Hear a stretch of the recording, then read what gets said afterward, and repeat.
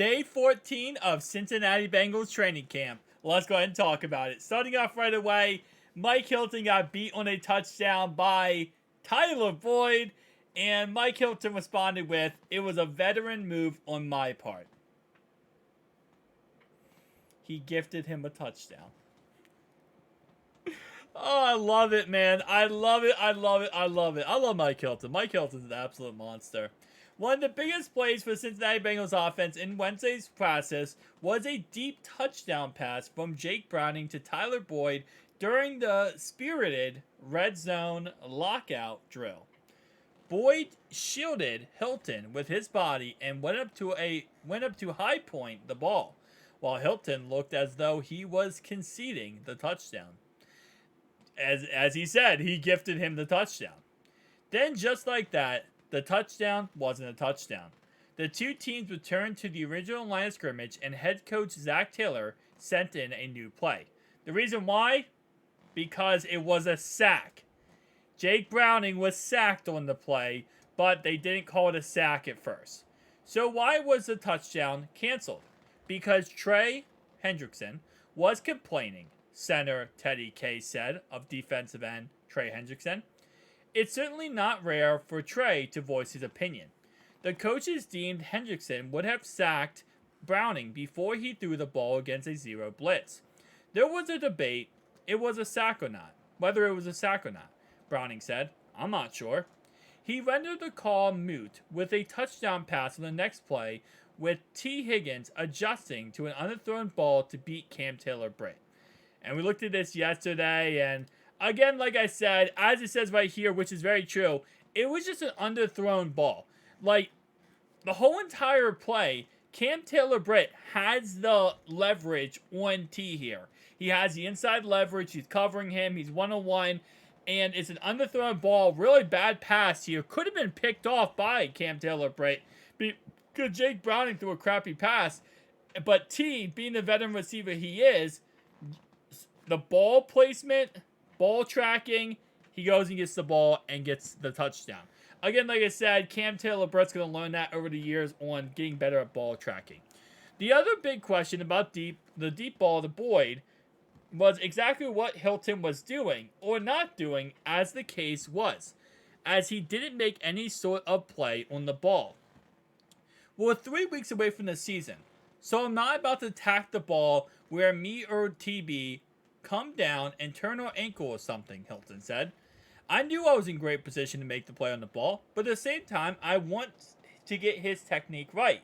Going up and attacking the ball and just tracking it. Me, I'm not tripping over that play. I feel like that was a veteran move, and that's just me taking care of our guys. Attendance report. T. Higgins back to work. One day after taking an awkward spill and sitting out the rest of the process, Higgins was not only back to work, but participating in more in the team period than he's had since the first week of practice.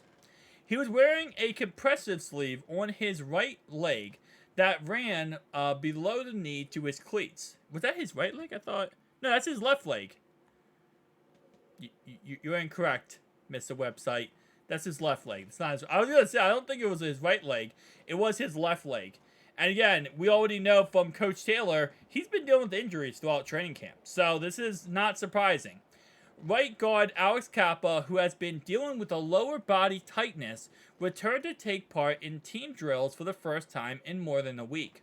Rookie first-round pick Myles Murphy was not at practice and was not present in the locker room during the portion open to the media.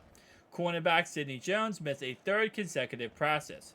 Joe Mixon obviously missed his practice we talked about on the channel because he is currently in court over his court case with the alleged incident that happened back in January 21st.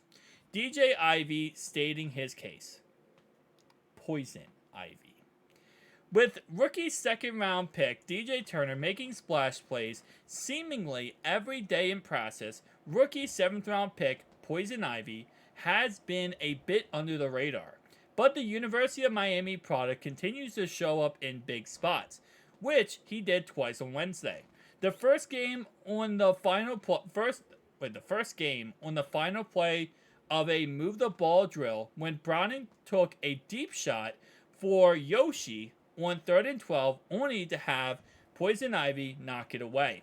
Then in the red zone lockdown drill, Poison Ivy thwarted Yoshi again with a leaping PBU in the corner of the end zone on a 3rd and goal fade pass. Pass breakup? Yeah, pass breakup. I was like, what? Why did he just say pass breakup? That doesn't make sense to me. I'm feeling pretty good about what I've been able to show them, Poison Ivy said. I'm just stacking days and trying to get perfect at something each and every day, even though I know I'm never going to be perfect at one thing.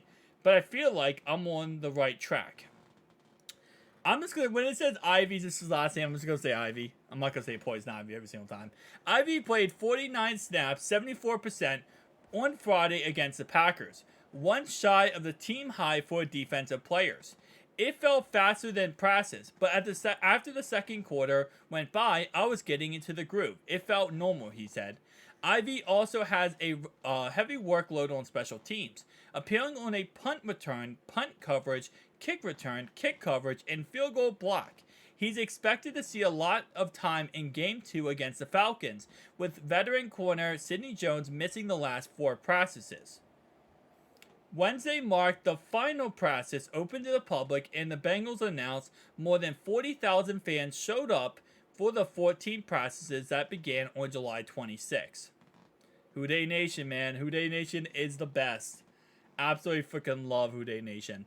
Training camp official continues. Training camp official continues Sunday after the team gets back from the preseason game 2 in Atlanta. But the final 4 practices will only be open to sponsors, family members, and other VIPs. The team will practice Sunday and Monday, followed by an off day, then Wednesday and Thursday before flying to Washington for the preseason finale against the Commanders. After that, the team will have 2 weeks to get ready for the regular season opener in Cleveland. Surprisingly enough, that's what Coach was saying yesterday.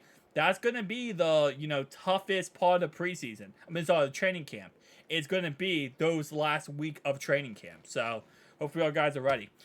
Odds and ends. It's an evergreen report at this point, but Trey Henderson and Sam Hubbard were living in the offensive backfield again Wednesday, and perhaps not coincidentally, the offense had 3 false starts. Hubbard also had a tackle for a loss on a screen pass to Jamar Chase. Joseph Asai added 2 sacks and DJ Reader had 1. Cornerback Cheeto continues to be held out of team drills, but once again was running with T. Higgins and Chase when the offense was doing a 7 on-air drills. One day after Higgins had his collision with Cam Taylor-Britt and Nick Scott, cornerback DJ Turner and safety Dax Hill smacked into each other, going for a deep ball to Chase on the first play of 11s. Both players went down hard, but got up and continued practicing. Cam Taylor-Britt was giving Turner grief after the process, after dropping the interception.